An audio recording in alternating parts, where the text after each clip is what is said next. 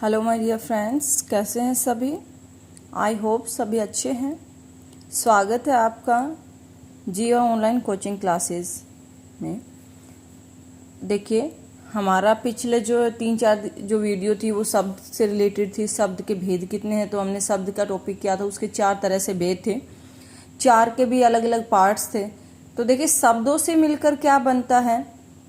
पहले हमने पढ़ा वर्णों से मिलकर तो शब्द बनते हैं। शब्दों से मिलकर क्या बनता है, शब्दों से मिलकर वाक्य बनते हैं। तो वाक्य की डेफिनेशन क्या हो जाएगी, सार्थक शब्दों का व्यवस्थित समूह जिससे अपेक्षित अर्थ प्रकट हो वाक्य कहलाता है। यानी जिसका ऐसी सीरीज में लगे हो जिसका कोई ना कोई अर्थ निकले। ऐसे नहीं है इधर उधर आगे पीछे हम जो शब्द है उनको लगा दें और उनका कोई अर्थ ना निकले। तो वाक्य वो होता है जिसका कुछ ना कुछ अर्थ निकले। तो वाक्य के अनिवार्य तत्व 6 होते हैं। इस टाइप से आते नहीं है कि इनको डिफाइन कीजिए, पूछ भी लिया जाए किसी एग्जाम में, अभी तक तो पूछा नहीं गया। वाक्य के अनिवार्य तत्व सबसे पहले सार्थकता, योग्यता होनी चाहिए वाक्य में, आकांक्षा, निकटता, पदक्रम और अन्वय। तो अनिवार्य तत्व क्या है, ये 6 चीजें शामिल होनी चाहिए किसी भी वाक्य में। इंपॉर्टेंट क्वेश्चन क्या है, वाक्य के अंग। वाक्य के अंग कितने हैं, 2। कौन कौन से, उद्देश्य और विधेय। उद्देश्य क्या होता है, वाक्य के अंग कितने बताए, 2, उद्देश्य और विधेय। उद्देश्य क्या होता है, जिसके बारे में कुछ बताया जाए उसे उद्देश्य कहते हैं। जैसे अनुराग खेलता है, किसके बारे में बताया जा रहा है, अनुराग के बारे में बताया जा रहा है, तो अनुराग क्या हो गया, उद्देश्य। ठीक है, अनुराग खेलता है, अनुराग उद्देश्य हो गया। खेलता है आगे देखेंगे। सचिन दौड़ता है, सचिन शब्द क्या है, उद्देश्य। उद्देश्य देखिए दोनों जगह मैंने अलग अलग लिखा है, लिखने का तरीका यही रहेगा, आप कैसे भी लिख सकते हैं, दोनों तरीके सही हैं। अब आता दूसरा विधेय क्या होता है, तो वाक्य में उद्देश्य के बारे में जो कुछ कहा जाए वो विधेय कहलाता है। तो देखिए अभी हमने ऊपर पढ़ा अनुराग खेलता है, तो अनुराग तो हो गया, तो उद्देश्य इसके बारे में क्या कहा जा रहा है, खेलता है। खेलता है क्या हो गया, विधेय हो गया।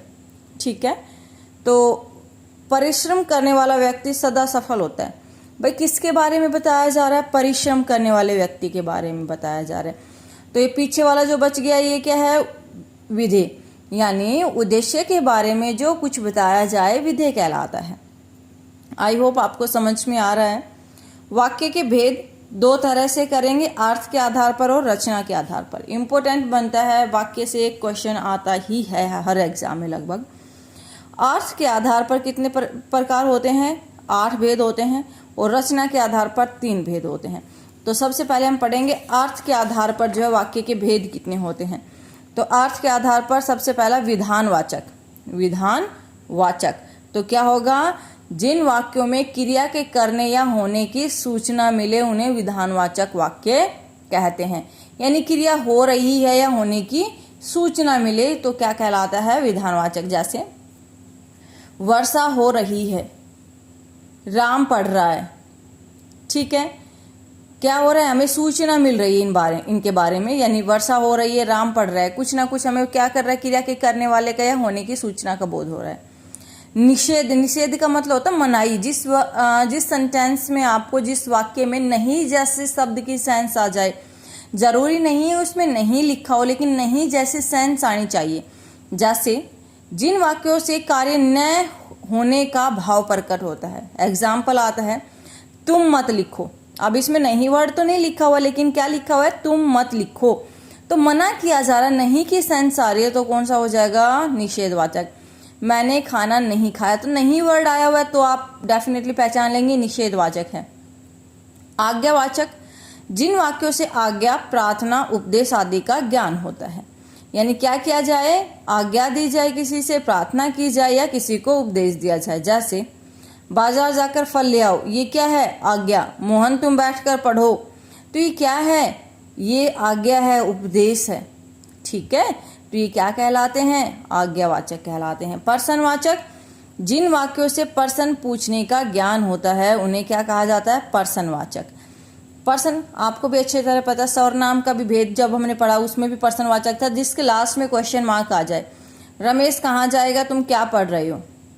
ठीक है, तो कहाँ क्या हो गया, प्रश्नवाचक जो है अर्थ के आधार पर वाक्य हो गया। इच्छावाचक, जिसमें क्या आए, जिन वाक्यों में इच्छा, आशीष एवं शुभकामना आदि का ज्ञान होता है उन्हें क्या कहा जाता है, इच्छावाचक वाक्य कहा जाता है। जैसे भगवान तुम्हें लंबी उम्र दे, आज तो मैं फल खाऊंगी, इसमें क्या हो रहा है भाई, किसी को आशीर्वाद दिया जा रहा है, भगवान तुम्हें लंबी आयु उम्र दे, तो आशीष किसी को आशीर्वाद देना, आज तो मैं फल खाऊंगा, ये मेरी इच्छा है, ठीक है।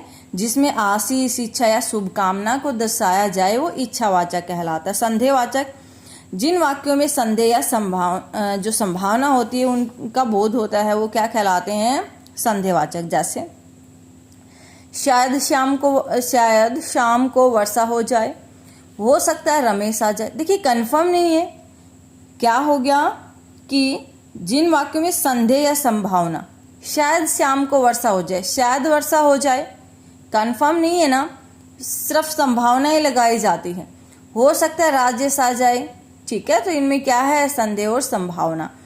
विस्मयवाचक, जिन वाक्यों से आश्चर्य, घृणा, क्रोध, शोक आदि की भावना व्यक्त होती है।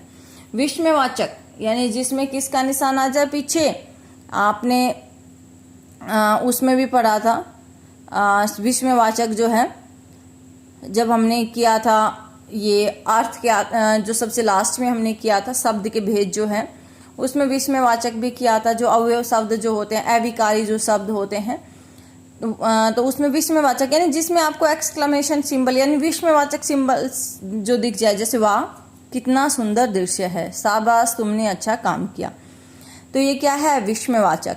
संकेतवाचक, जिसमें एक क्रिया का होना दूसरी पर निर्भर हो, जिसमें एक क्रिया का होना दूसरी पर निर्भर हो वो संकेतवाचक कहलाता है।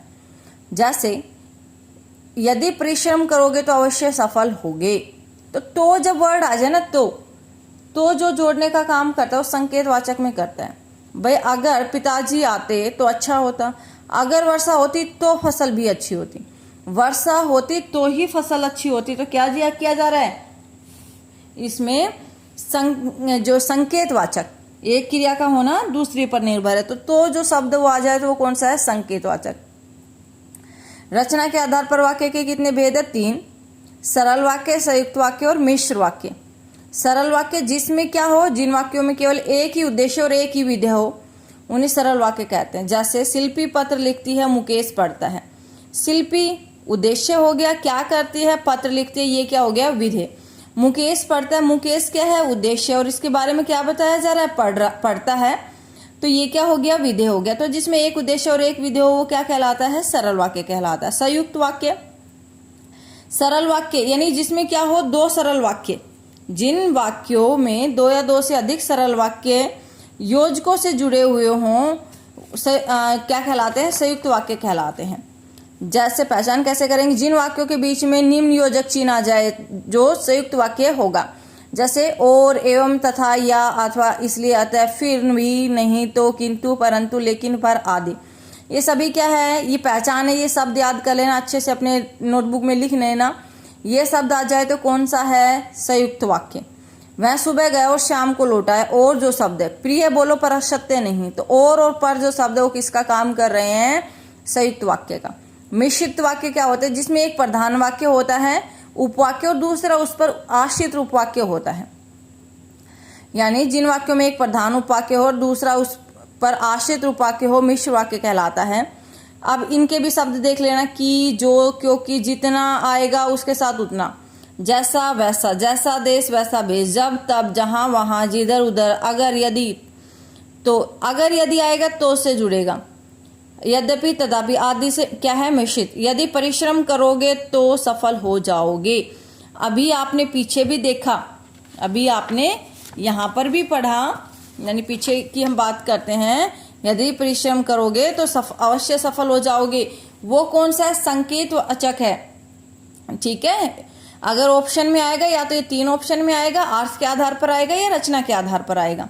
तो ये सारे जो शब्द है, जो लड़का कमरे में बैठा है वह मेरा भाई है, जो और वह, तो एक प्रधान उपवाक्य हो गया, दूसरा उस पर आश्रित हो गया, तो ये कौन सा हो गया, मिश्रित उपवाक्य। आई होप आपको क्लास पसंद आएगी, पसंद आई हो तो मेक श्योर आप मेरे चैनल पे जो नए हैं प्लीज़ मेरे चैनल को सब्सक्राइब करें, वीडियो पसंद आई हो तो लाइक करें, शेयर करें। एक बार मैं दोबारा से बता देती हूँ आपको। वाक्य 2 अंग होते हैं, उद्देश्य और विधेय। वाक्य के भेद अर्थ के आधार पर 8 प्रकार से होते हैं, रचना के आधार पर 3 प्रकार से होते हैं।